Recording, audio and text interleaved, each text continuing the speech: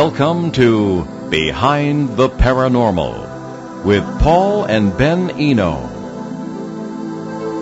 Are courthouses more likely than some other places to attract paranormal parasites? Why did a plumber in England in 1953, year I was born, look up to see Roman soldiers marching by? Do people unknowingly create paranormal entities? Hello, and welcome to the 915th edition of Behind the Paranormal with Paul and Ben Eno, coming to you from WOON, AM, and FM radio here in Woonsocket, Rhode Island, on the Paranormal Radio app from TalkStream Live, and on TuneIn.com. I am Ben, and those varied questions came from my co-host and partner in Paranormal Adventures and Dad, Paul. Today we bring you an open-line show with a new guest co-host. Making her debut as a guest co-host today is Valerie Lofaso. Valerie is an empathic medium, a Reiki master and teacher, and a couple of things I can't pronounce, a paranormal and UFO investigator, and author of The Tangled Web of Friends, young adult paranormal fiction series. She has appeared on the show as a guest, most recently on March 28th, and as a panelist many times in the past when we've done live broadcasts from various UFO functions. Check out her Facebook page at facebook.com, Valerie Lofaso, Lofaso. So, Valerie, welcome back to Behind the Paranormal, and happy first time as a guest co-host. Thanks so much, Ben. I'm so excited to be here with you and Paul, and cannot wait to see where this conversation takes us today. Oh, be careful what you wish for. Yeah, right? Anyway, let us proceed. Yes, please. Okay. Hand me the question. Oh, that's a big one. This is a big one. This is from none other than Peter Shelley, another guest co-host who started out as a mysterious questioner from Bogota, Colombia, and he has been sending in excellent questions ever since. So you can, a lot of it is a quote from something else, but go ahead. Okie dokie. I guess we'll start right at the very beginning. So Paul, Ben, Valerie, I would like to get your comments and ideas on a case which I found absolutely, quote-unquote, gobsmacking, as the British would say. The Harry Martindale Phantom Roman Soldiers case, which occurred in 1953 at the Treasurer's House in York, England. So we will read... Actually, it doesn't... The print's very big, so it looks a lot scarier than it does. Yes. So we'll just It's pretty scary when you read it. That's it. Well, maybe. Maybe it's scary. Maybe it isn't. So anyway, so this is from Wikipedia. The most notable haunting is by a group of Roman soldiers who have been witnessed in the cellar. What are they doing in the cellar? Firstly, by a party guest of Frank Green, and then many years later during restoration works carried out by the National Trust. In 1953, local 18-year-old apprentice plumber Harry Martindale was repairing pipework in the cellar. The National Trust, having decided to remove the coal-fired central heating installed by Green, after about 4 hours of work at the top of his ladder, Martindale became aware of a musical sound resembling a series of repeated single trumpet-like notes. The sound grew in intensity until just below his ladder, Martindale reported that he saw Roman soldiers wearing a single soldier wearing a plumed hat emerge from the wall, followed by a cart horse and about 9 or 10 pairs of other Roman soldiers. Martindale fell, terrified, from his ladder and stumbled into a corner to hide. The soldiers appeared to be armed legionnaires, visible only from the knees up in a marching formation, but were quote-unquote scruffy. They were distinctive in 3 ways. They carried round shields on their left arms. They carried some kind of dagger in a scabbard on the right side, and they wore green tunics. When they descended to the level of the Roman road, on which Martindale had stood his ladder, he was able to see that they wore open sandals with leather straps to the knees. The experience so frightened Martindale that, that it was several weeks before he returned to his job as a plumber. Now, see, if I was his general contractor or project manager, I'd say, I don't care If there are Roman soldiers or not. I don't care if Hadrian himself is there. You're going to get that done because we have a schedule to keep. You might not run into too many Roman soldiers in Massachusetts as it is. You never know. Many years later, excavations in the city revealed that the descriptions of the soldiers' dress given by Martindale, at first dismissed as anomalous, in fact matched those of local reserve soldiers who took over the Roman garrisons when the regular soldiers began returning to Rome in the 5th century. Sounds about right. Right after Hadrian's Wall, all that stuff. During the course of his long life, Martindale recounted his experience many times, but he never changed any of the details and always refused any payment. Well, that's interesting. I have a lot of background on that because I've looked into that case. But Valerie, let's honor you for your first time here and throw that right in your lap. All right. I mean, for me, I think the most poignant part of the story is where they are able to validate his experience. You know, they at first dismissed it because of, the costume sounded ridiculous, but then they were able to validate his experience. And, whenever somebody like myself as a medium is trying to pass along information, coming from somewhere unknown, it's so easy to dismiss those things. But when you have details that are otherwise unknown or, so obscure, that really brings a lot of credibility to the story. And I find that brings, a lot of validity to what this man experienced. I think it's really interesting. It's a really interesting case. And go ahead, Ben. Oh, no, you're about to say something. Well, no, I just wanted to point out, to add some background to it.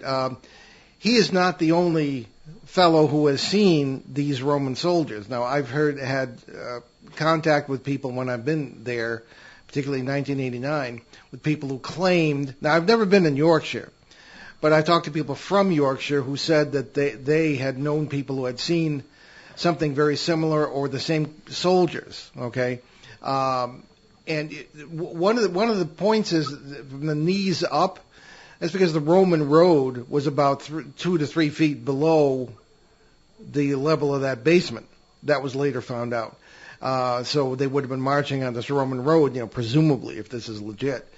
There have been Roman soldiers seen in Canterbury and other parts of England. And, of course, the south of Hadrian's Wall, which was essentially the border between England and Scotland, Rome ruled for several centuries.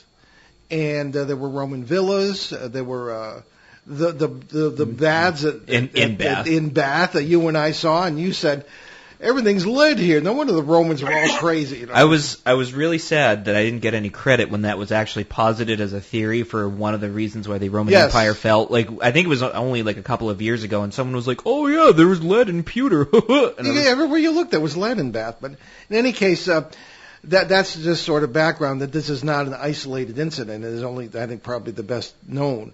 Now, from our point of view, you've got very physical soldiers. As a matter of fact, in his description of these, they were totally solid.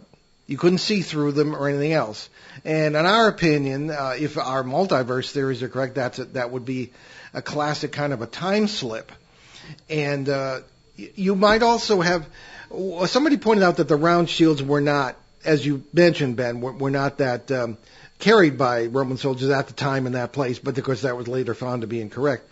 But if the multiverse thing is true and all possible outcomes are there, this could have been from an alternate world where in our timeline it didn't take place. They could have been carrying feather pillows to fight their enemies in pillow fights. I mean, it sounds silly, but I mean, if it can be conceived, it exists somewhere in the multiverse. Is that a veiled reference to Gary Larson and the Wimpedites? Yeah, well, nobody knows what that means. That's a good point. All right. So let's go easy on the listeners for once. So in any case, I think it is a fascinating case. One of the strange things I saw myself in Wistman's Wood, which is at sort of the other end of the country from there. It's in Devon, England, as opposed to Yorkshire. At Wistman's Wood in 1989 when I was there. Wistman's Wood is a very, very odd and fascinating place. There are ancient oak trees, some of which are estimated to be something like 1,200 years old, some of them. But they're only about 7 feet high. So a lot of them are just sort of barely above your head. And supposedly, the last of the Druids in that part of England hid there from the Romans, because the Druids they actually get a bum rap. I mean, they didn't practice human sacrifice, except it was somebody who was a criminal. They had capital punishment. It's not like the Romans didn't. And they would occasionally, make a big production out of that. But the Romans didn't like it. They thought it was human sacrifice, and they chased the Druids out of the place, and they hid in that part of England and in that woodland. It has a very strange crystal vein of crystal that goes right through the middle of it, and you can see it. It's right on top of the ground. So I'm standing there, I look up, and there is a man. He wasn't more than 20 feet away, all dressed in furs with a fur hat, and I couldn't see anything below his waist. And he wasn't like coming out of the ground; he was like right there. So he turned and kind of looked right through me. And I said, I was kind of, by 89, I was used to just about anything weird. I'd seen poltergeists and all, you name it, for decades. But this was really, it wasn't scary, it was just really strange. I was, where the heck is the rest of his body? But of course, with time slips and this kind of thing, that's what happened. So maybe it was the sort of thing this fellow experienced in 1953. So, but be that as it may, thank you, Peter, for writing and another excellent question, as you always do. And why don't we move on? Valerie, any further comments before we leave that subject?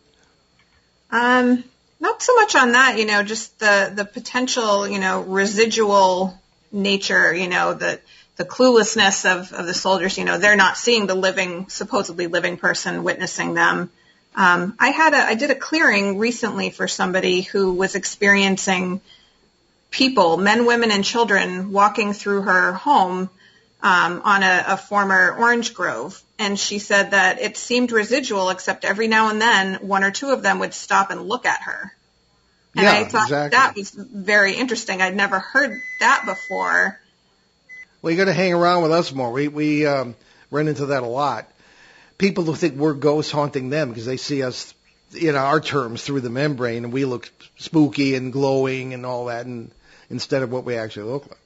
And that was exactly what I thought of. If they're, some of us are able to more easily see these, spirits or whatever coming through the veil, maybe some of them are able to see us, but not all of them. So I found that very fascinating. It is fascinating. We have a question from Doug from Texas. Doug writes in now and then. Okie dokie. And Doug writes to us, given the vast amount of negative emotions experienced in a courthouse, do you think that courthouses could be potential breeding grounds for parasites? I've always felt a negative energy in such places. Interested in your thoughts about courthouses and potential parasite influence. I'm fascinated by the question because Ben's mom is a paralegal for umpteen years and hangs out with all the lawyers and doesn't go to the courthouse very often, but there's a lot of negativity. I mean, Doug really has a point. Valerie, what do you think of that? I mean, I completely agree that it's definitely a place where there's going to be a lot of heightened emotions and especially negative emotions. You think about, what kinds of things go on in courthouses. Of course, it's going to have a lot of negative energy, I think, soaking into that. And I can't help but think of, I think it's the second Ghostbusters movie. Oh, yeah, that's right. I like that movie. I'm one of about 10 people in the country who like that movie. Yeah, I'm with you on it. Yeah, a lot of other things takes place in a courtroom. But Ben, any? I mean, here's a little fun word association game. What's the first thing you think of when you think of a courthouse, right? Like, I'm pretty sure it's not something good. I don't know anybody who's ever had a good time in a courthouse. Wyatt Earp or something. Well, actually, if you get off of a speeding ticket, that's probably a good thing. But I wouldn't associate anything good, if I think of, oh, geez, I have to go to court, then it's like, I don't think I'd ever be happy about that. I think a lot of this is like, what we associate with a place, right? It comes back to that idea of, what we bring to a, I guess for lack of better words, a space is what we get out of it. And I think I think when it comes to places, I think we ascribe a certain value to it, unintentionally, right? You go to a courthouse, you automatically assume, okay, yeah, this is a bad place, bad people come here. Maybe some good people come here, and there's a lot of bad things that happen here, right? Whether it's divorce, or there's cases for people who've committed horrible crimes, or even something as simple as a land dispute, right? Nothing good ever comes out of it. Maybe some good stuff does come out of it, but 9 times out of 10, you don't associate just on the surface. You don't associate it with anything good. So therefore, what you expect in there, you're going to get right out of it. That's kind of where we're going to start there. But you picture any sort of place, right?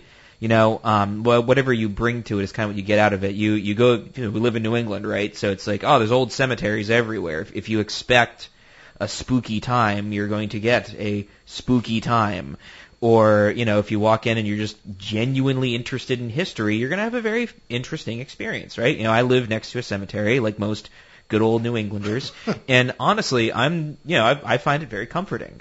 Because it's really interesting. Because the town I live in is really old. They just celebrated their 272nd birthday yesterday, I think. And it's an old town, and it's super interesting to look around at all the old graves, and it's just fascinating, and it's actually kept up with, which is, you can't say that for a lot of old cemeteries. But you look at like a restaurant. And you don't usually typically associate anything bad with it. You're like, okay, cool, this is a restaurant. You eat here. Sometimes the food's pretty good. Or if you've ever worked in a restaurant, you associate it with horrible, horrible experiences. And it's one of those things where it's like however we perceive the space, because reality is interpreted entirely through human experience, unfortunately. As much as we try to say we objectively experience it, that's a lie. Because we can't, right? Every experience we experience has a subject to it, and we are the subjects that have to interpret the reality around it. So unfortunately, all of reality is experienced through human experience. So therefore, whatever our perception of the space is what we're going to get out of it. Does that make sense? Yeah, I think so. I just wanted to point out something from a practical standpoint. If our ideas on parasites are correct, haunted, quote-unquote, public places can be problematic. I think that the reasons why many of them are considered haunted is because they're maybe at the intersect points or overwash points of multiversal reality, where you've got different worlds and you've just got people sharing the same space doing their thing. But with parasites, it's, at least in my experience, they have to be in one place with one group of people in order to feed properly, all right, regardless of the species. But in a public place, you've got people coming and going all the time, not necessarily the same people, except maybe the judges and the lawyers. So here's a counter question. All right. What makes a space sacred? Okay, well, I think that it's the presence of these very principles, overwash points, intersect points. The Pennsylvania Triangle that we always talk about, we've been working on since 2016, was considered a sacred place. That hilltop that I love to sit on was considered a sacred place by the First Nations, and probably because they experienced supernatural things there. And now here's a follow-up question: would you consider the halls of government to be sacred places? I wish they were. Valerie, what do you think about all that? Yeah, I mean, I completely agree with you. I wish they were more sacred as well, the halls of government, but, it definitely is personal belief that makes a place sacred. My own home is sacred to me, but it's not sacred to the, other people. Our belief and our personal intent, has a lot of power. But sacred places, like you were mentioning, First Nation sites, I know a lot of Hawaii, you can't go anywhere in Hawaii without stepping on sacred land. But you have generations of people putting that intent into those places, which I think creates a lot of powerful energy. No, I think that's well put. But as far as getting back to courthouses, I think there are a lot of people coming and going. I think a lot of the negativity there will come from the people themselves. Oh, I'm gonna make an argument, and it's going to be a fun one. Okay. How much religious language did we hear in the last election? Well, I don't know if we have time to get into. We're not going to get into that. The civil religion. What I'm going to say religion? is, how many times did you hear the phrase "the ballot box is sacred"? I don't remember hearing it at all. Oh, I have. I heard it a lot of times. I heard it a lot. But there's really interesting religious language that's been adopted. And as much as the civil religion seems like it's gone, it's not. Because what makes a religion, right? What makes a religion is something that ascribes meaning. Usually there's a ritual to it. And I'd argue that the courthouse has rituals involved. Whether it's having some sort of you have the judge is in his robes, the judge stands and he orders reality, right? That's the whole point, right? We're going to go with judgment and we're going to take that word and we're going to go with the definition that judging means ordering something, to make something right, to put things in order, right? So the judge's whole job is to sit there and to order reality. You have the bailiff come in, all rise. The judge comes in, he sits down, all sit, and then they go through their proceedings, right? So it's a ritual, right? So it's this whole thing is to bring about an ordering of reality, right? Where there's realities that meet, yeah? So if that's the whole kit and caboodle, right? Everywhere's haunted, that's the one thing we say, right? But there are some places that are a little bit more, I guess we'll go with the definition thin than other places, yeah? We'll say that some people can do rituals in these sacred sites, yes? Whether it's Native American, whether it's whatever, yeah? Are we all in agreement? Yeah, I guess, yeah. So if one is doing a ritual in a place that is perceived as sacred, right? Especially if you're doing a ritual, then one would argue that there would be entities that appear in these places probably more likely than in other places, yeah? Yeah, maybe. So if that's the case, I would argue that in a certain sense, these places in which there are, sort of procedures that are followed that have such impact, not only on the world around it, but on people's personal lives, right? I would say that has a tremendous impact, especially in the multiverse. So it could ring the dinner bell for other things.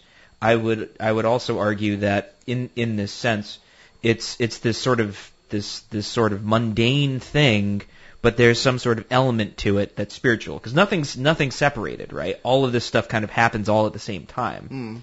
It's just different layers of how we perceive reality that are happening all at once.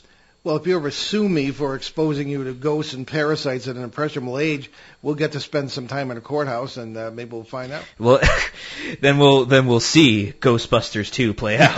Right. Exactly. Valerie, any further comments before we move on? Yeah, I kind of wonder about, Ben said it's about ordering reality. And what happens when the reality of the majority of the people in the room conflict with somebody else in the room?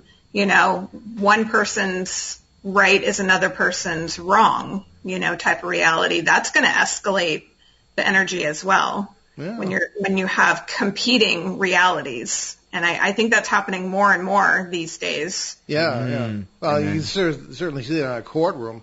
When I was a reporter, I covered court cases and stuff. Right. That's why it's awful that it's left to humans to try and judge this stuff. Well, yeah, but that's another issue. Yes, that's a different thing for a different day. But right. I just wanted to throw that out there. Let's take one that's left over from a show we didn't get to it. This is from April in North Smithfield, Rhode Island, right in our listening area. Oh, yeah, we never did get this one. So April writes to us, Paul, it was really interesting to hear you talk about the use of music in paranormal investigations. I refer to the strange incidents in Pennsylvania in May of 2019. I have since listened to the music you referred to by Morton Lutterson, and it is really haunting. Do you think that this helps stimulate the phenomena you all experienced that night? Do you have any other examples of investigators attracting phenomena with music? Well, that's the question. If people want to look back on BehindTheParanormal.com or iTunes or somewhere to the show from May 25th, 2019, you'll be able to hear that and see the UFO video, because that's now on YouTube, on our YouTube channel, and hear the tone that we heard that next day, all very strange things. And Shane Searway was using tones, he was playing tones just sort of out into the environment that had been recorded at Mount Shasta, and I was playing, not at the same time, music from Morton Lordson, the American composer who writes very haunting music, as April said. So I think since we had things happen that generally hadn't happened there previously, I think that maybe the music stimulated. Valerie, have you ever heard of that? Music used in cases to further communication or insight or anything, or have you ever done that yourself? I haven't done it myself. I've certainly seen it done a lot on, some of the TV paranormal shows. Oh, really? Yeah. I don't watch those. So what shows where have they done that? I think it was Kindred Spirits with Amy Bruni and Adam Berry. I believe I've seen them do it, where they were in a home, and there was something to do with music, and I believe they had that music, similar music, playing it to try to stir up activity, and I believe they had some things happen. Well, I have to point. I wasn't trying to stir up. I mean, you generally have to stir up anything, at least in our cases. And I would never try to do that, or provocation of any kind. I would never suggest that. But just sort of to, I think that these are sacred experiences. Maybe we do have that native blood that supposedly from the 1600s. I don't know. Everybody in New England does. You too, I think, Valerie, to some extent. Yeah, I probably do. Yeah. There is a sense of the sacredness of the land. And I think that the music, as I was playing, it was meant to enhance the sacredness of the experience. And I think it did in that case, because those, to me, were very sacred experiences that happened to us. The UFO encounter, the Bigfoot encounter previously, and then the tone, if that was part of the UFO encounter, we don't know, but, we all experienced it. So, sometimes, you get to a certain age and you've done the analyzing, you've come to your conclusions, you admit maybe you're wrong, maybe somebody else is right, but you just want to savor the experience because you're getting near the end of your life, and it's a holy thing. And the more holiness that you can experience in life, I think the better you are, whether it's in church or out of church, no church, whatever, So that's just my opinion. So I think that certainly played out in that case. Now others have other opinions, but I think we'd like to hear from any listeners who have feel that music has stimulated any kind of phenomena or contact, or good or bad. I think we'd like to hear about that. Now I think if I played heavy metal or hard rock, I don't know if the same positive experiences would have resulted. Because I was involved once in an experiment with plants. This is 100 years ago, where they seem to grow better to the classics and to soft music and uplifting music, and they would tend to kind of curl up and die when not necessarily die, but they would not respond as well to some of the more modern, less uplifting music. Interesting. Makes sense to me. It's energy. Exactly. Creating energy, and the heavy metal music. I have no issues with it. It's not my thing, but it does have a certain message to it that maybe isn't as positive as classical music might have with it, and that would bring about another kind of energy. So it makes sense to me. So I intend to use that again. Maybe next time we'll try a Scottish bagpipes and see how that works. But it's about time for a break. It is indeed. We're talking about music, and we lose track of time. Anyway, you're listening to Behind the Paranormal with Paul and Ben Eno, with our special guest co-host today, Valerie Lofaso, on WOON 1240 AM, 99.5 FM, in New England's beautiful Blackstone River Valley. And we'll be right back with more questions from you, so stick with us.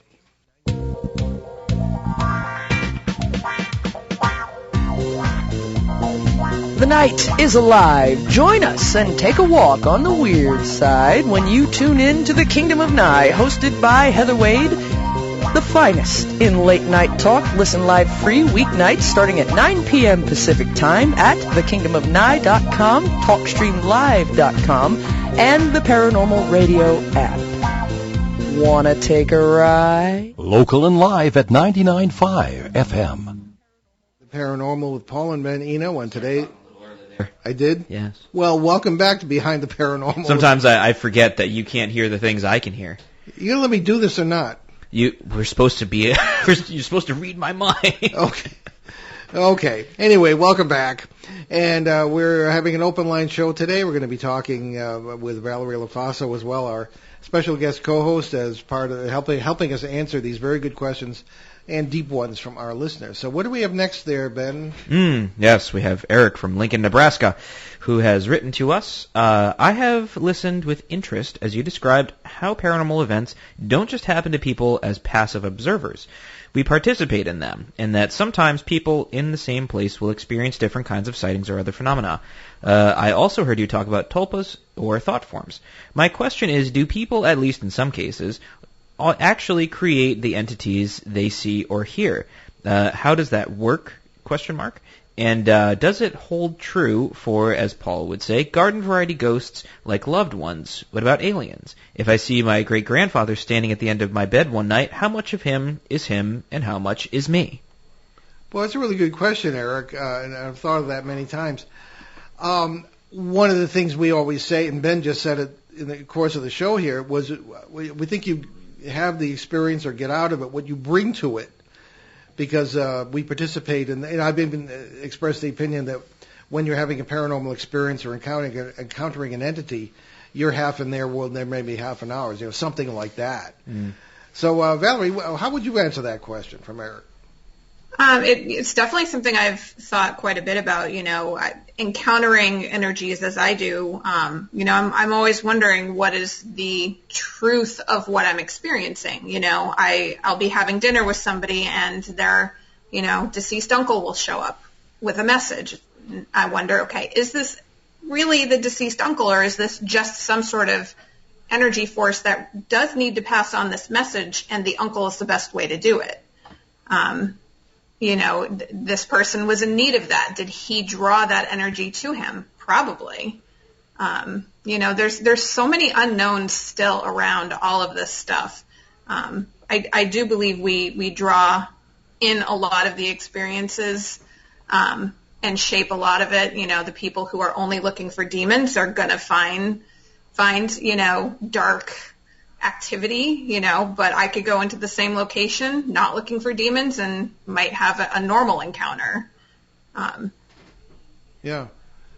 Well, this question could range all the way from Tibetan monks who create tulpas or separate beings as a thought or a spiritual exercise, all the way to the modern parapsychological interpretation of a poltergeist. Where in the case of the Bridgeport house in 1974, the little girl Marcy, because of her stress, created a poltergeist. It seems like the same sort of mechanism, But I don't really believe any of that. I don't accept most of the normal approaches to these things. I think that in the case of, and I think I've seen this happen, people attracting parasites that will act. Even in the exorcism cases I was involved with in the 70s, I got the strict impression that these things were playing us for fools, were feeding off what we were doing, and were pretending to be the demons of folklore and acting the part. And there were little hints and clues that they were almost like laughing at us, that this really wasn't what was happening. And so, again, I think it's as Valerie said, there's a lot we don't know. These things may appear to be some things and not others. There have been experiments. I remember one in Ontario, Canada. I was in contact with one or two of the people involved many years ago, in the 70s also, where they were literally came up with a figure who was fictitious, drew a picture of him, and they actually got around in a circle, almost like a seance in reverse, and created this person who then continued to create phenomena, moved objects, and was even photographed.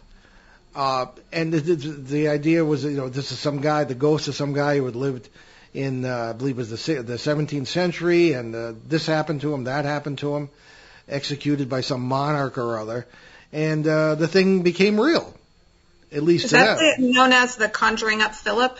Is that was there was the Philip, and there was another one, I can't remember the name of it, which was also in Canada. There was a woman, and they actually got a photograph of her too. So yeah, that's a famous case, and it seems to be a sort of a thought form conjuring, or as often happens with tulpas in the case of the monks, they get out of control and they can't be controlled, and some lama has to come in and fix everything if they can. It just has parasite written all over it. You ring the dinner bell and someone's going to come in and act the way it wants to in order to eat. I don't think it's maybe every case, but the whole thought form thing, if nothing else, reinforces the idea that we participate in the we're not just passive recipients of paranormal phenomena. So it's a very good question, Eric. I don't know, Ben, what do you think of it? I have thoughts. And the thoughts... As long as you don't have thought forms here in the studio, too much to do. Can't promise that. So I think it is really interesting because the concept that I've kind of been working with personally is that we work with the data we have, which really isn't a ton. But one thing I do know is we all like to participate in something, right? We all like to be a part of something, whatever it is, right? Whether it's a religion, some sort of hobby you really ascribe to. Say you really like flying model planes and you join a group for flying model planes. We all want to be a part of something, right? And that doesn't just include hobbies or religious beliefs. It includes life. We want to be a part of a story, right? And ghost stories are a part of that. And it's whatever our ancestors had as their spiritual experiences are now interpreted as ghost stories or UFO experiences. It's the modern day version of that, right? This is mythology. It's a story we participate in.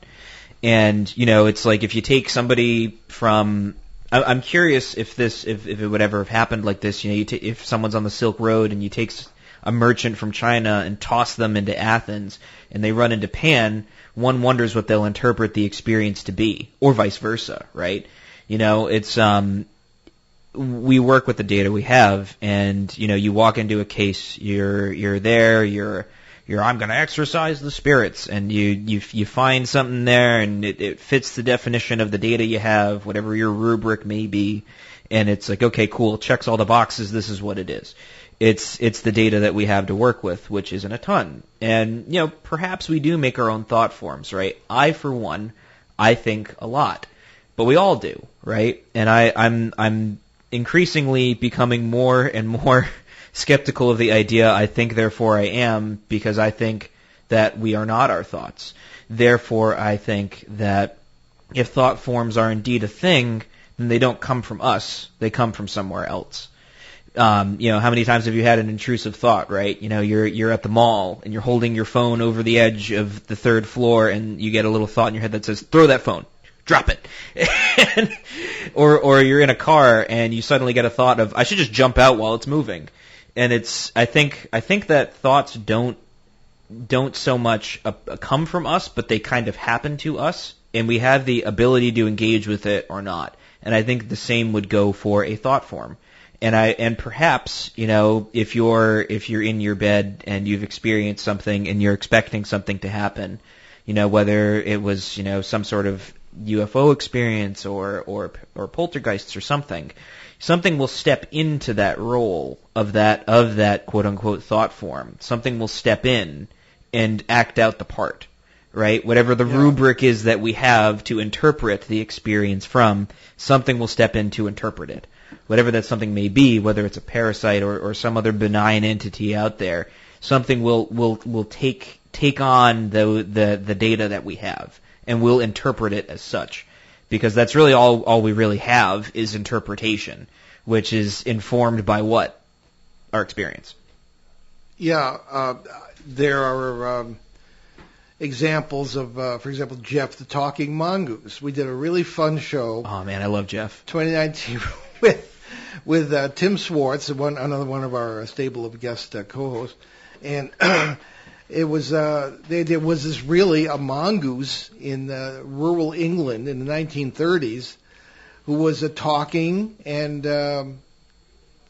telling the family what was going on and this sort of thing, or was it some kind of parasite or something else?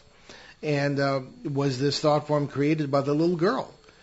And I don't know, just very little is known about these things, but except for the examples. There seem to be plenty of examples of these things. We work with the data we have. We do. Valerie, any more thoughts before we move on?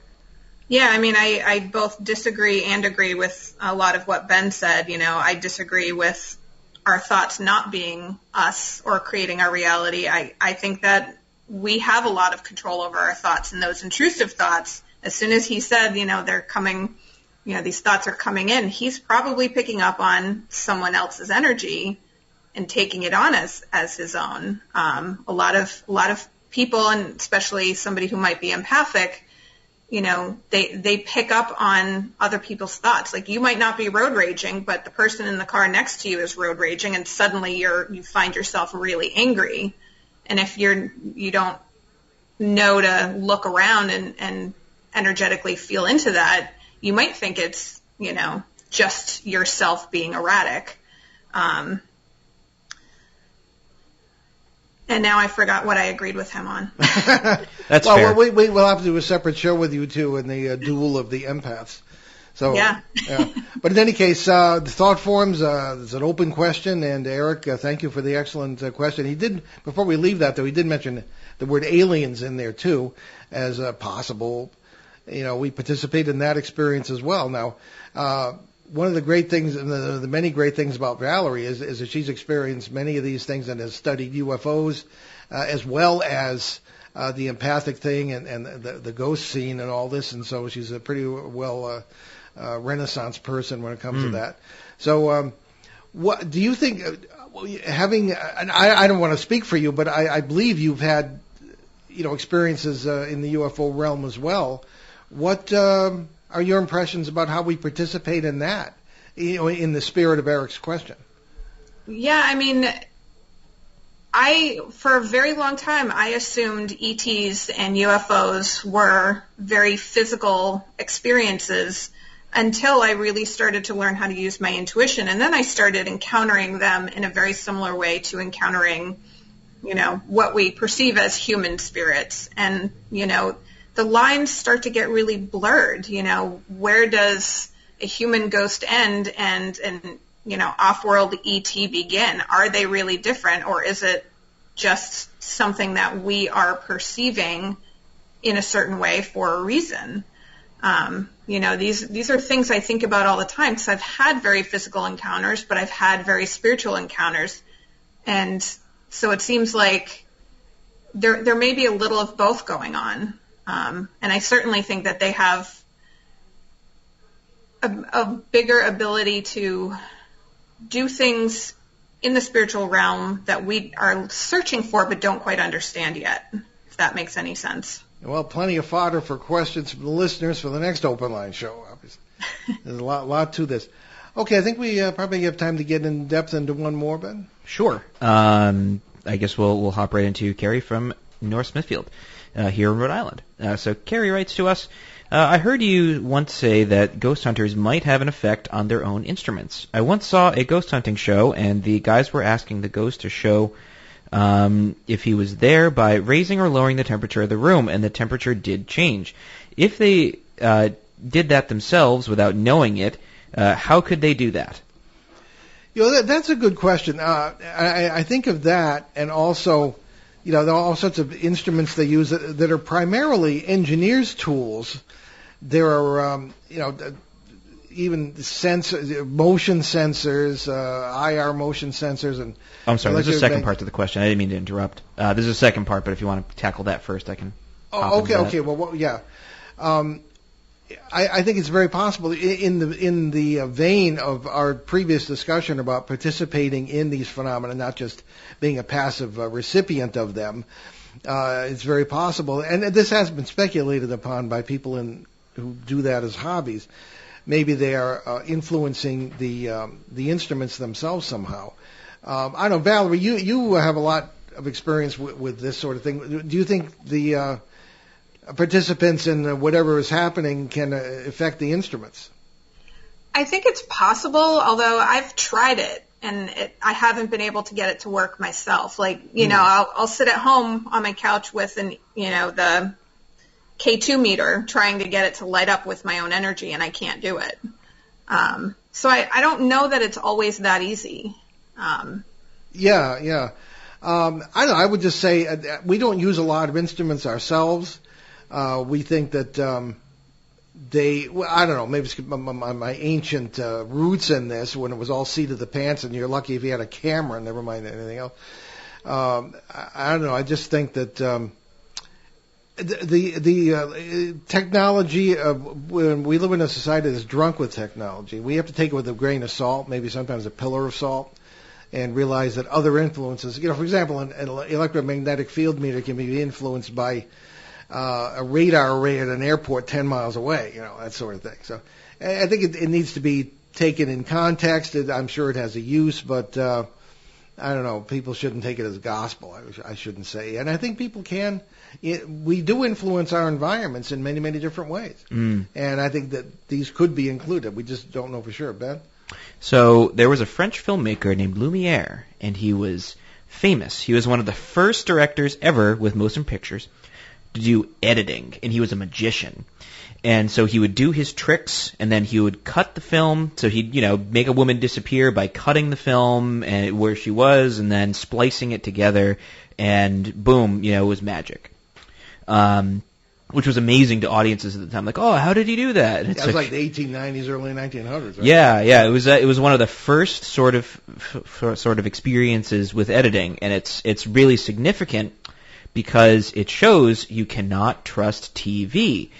And I think that's important to point out, because we have to keep in mind it's a ghost TV show. They get their ratings by making things happen. I think that the evidence is suspect, because if we're gonna get hyper materialistic here, then allow me to put on my materialistic hat and say, if that did happen, I would want someone who's not involved with the show in any way to be there to be an impartial observer, right? Someone who's there who, is making sure that whatever the room is, because there's a lot of information that's left out. Is this an old house? Is there heating in the house? Is there cooling in the house? Do we know if there's, let's say, they have a camera poised over the shoulder of the guy, and they're not, somehow manipulating the environment. Right? There's so many questions I have to show, okay, well, first we need to prove that they're not messing with the room temperature, right? Because TV lies to you all the time. Mm-hmm. And, it's, by the time it gets to the audience, it's distilled through so many producers, editors, and people that say, well, we want to make money, so let's just do X, Y, and Z, and boom, done. We have to keep that in mind. So it's not always a super reliable source. So the second thing with that is, equipment can be faulty too, right? The tools are only as good as the users. And we have to keep in mind that if you're not experienced with the tool, again, I don't know how long these guys have been doing this. I don't know what they're working with. I don't know the tool in question that's being used. Because how would one monitor a temperature of a room? You need some sort of thermostat in order to do that, or you need something with which to take the temperature of the room. There's, you have to, the tool's only as good as the user. There's so many other things. There's a really interesting second portion of the question, which I'll read while we still have a little bit of time, which is also, what about EMF meters, motion sensors, ghost boxes, and all that? Could they have, or could they be influenced by the users, and how? I'm not sure about this one way or another. I'd just like to know your opinion. And it's interesting because EMF meters, they can be, if you have a ton of electrical equipment in the room, because essentially it's an engineer's tool to test for electrical leaks. If you have a bunch of electrical equipment in a room, say a ton of camera equipment, and say you're working in extreme temperatures, and camera equipment and sound equipment do not like extreme temperatures. If you're doing exterior shots, or if you have old equipment, or if you have lithium batteries and everything, of course it's going to affect the EMF meter. Motion sensors, that's another thing. I have a bunch of motion sensor cameras around my house, and they're influenced by everything, right? A bug flies by, boom, it catches it. It's crazy. Ghost boxes, I don't trust them only because, I want, I'm not really looking for something in it. I've never used one, so I can't verify it. And I'm not interested in using one, only because it's like, I know I'm going to hear what I want to hear. That's my 2 cents on that. Because, I've heard people, they go on and on about them. Great, cool, if it works for you, lovely. But for me, I don't need it. Don't really want it. Comments, Valerie? Yeah, I'm on the same page as Ben with all of this stuff. I don't have the knowledge to understand this equipment and how it works and who the operators are and all of that. But that being said, I have seen some interesting things happen with things like K2 meters, and then other things are happening at the same time. You're getting an EVP. A person in the room is feeling a temperature difference. Like you're having layers of experiences at the same time through multiple pieces of equipment, including humans. We are tools as well in these investigations. That to me is the most interesting evidence, when there's multiple things happening in different layers.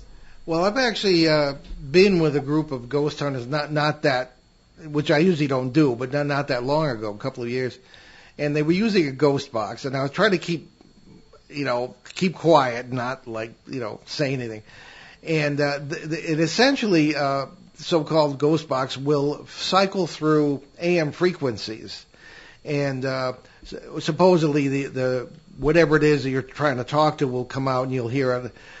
So finally, I just said, I don't want to rain on the parade here, but what about this, and this? How do you know that's really what you think it is? Do they have an AM transmitter at their end somehow? How do you know you're not picking up signals from the ionosphere? You're picking up all kinds of, and it's always done at in the evening when there's a lot of skip in the atmosphere. In other words, you could, and this actually happened, you could turn on your radio in northern Norway or Lapland or somewhere and pick up this station, which has actually happened, if the conditions are right, because of skip, atmospheric skip by the radio signal. So, I just don't, I didn't see any real value to it. I've heard other recordings of things, and maybe there is, I don't know, but I just have serious doubts about it, so I tend to agree with you two about this. Now, just, we're almost out of time, but just 3 weeks ago, we were all in New Hampshire, at a place we were just doing a photo shoot. We did not intend to do any investigation. And all of a sudden Valerie comes out with, there are all kinds of things happening around here. Well, I didn't know that. And sure enough, the EMF meter, goes deep, way deep, as deep as I've ever seen it, in the negative range, which means that the polarity on the electrical field is reversed, which is really strange. And I find, in my terms, or our terms, would be exchanging energy with a parallel reality. So we weren't there for that, but, I think we might want to go back at some point and check that out. But that's just about everything there. So we better get to our announcements. Thank you for everyone who wrote in. We'll put the questions in the queue for the next Open Line show. Indeed. So on Friday, October 8th, which is this coming Friday, I'll present a paranormal overview at a rather unusual venue, the Arizona Dowsers Conference at the Little America Hotel in Flagstaff. Visit dowserssouthwest.com for more information. This is an in-person event, and you do have to pay for it, so check it out if you happen to be in Arizona.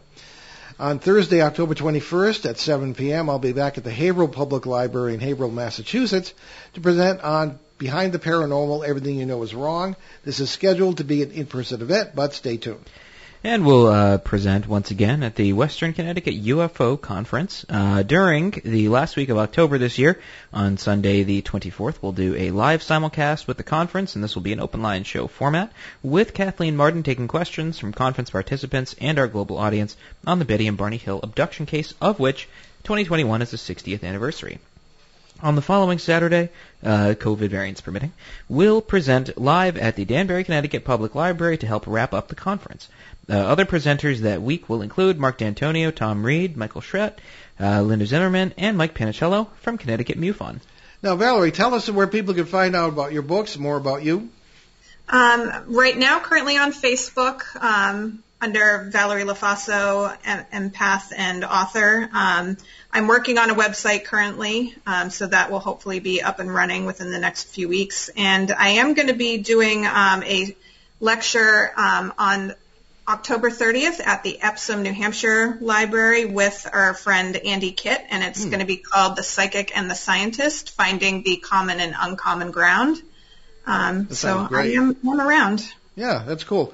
And Valerie is a contributor to our forthcoming book, Behind the Paranormal 3, Uneasy Skies. Wrote a really great chapter, and we're going to be looking forward to that coming out next year. So we are... Well, we have about a minute.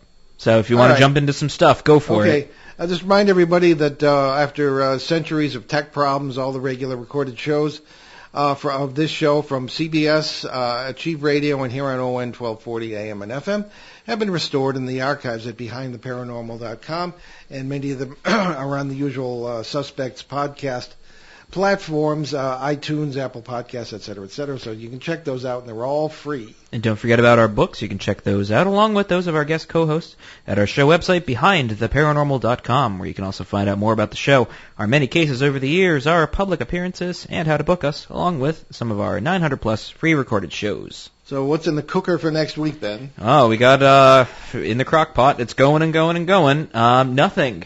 Which, because it's October 10th, there will be no show, because WOON Radio News is covering the annual local event of Autumn Fest. So the cupboard is bare until the following week, which is October 17th, when I'll interview you, Dad, as we mark the 50th anniversary of the Village of Voices case in Connecticut. And you were there.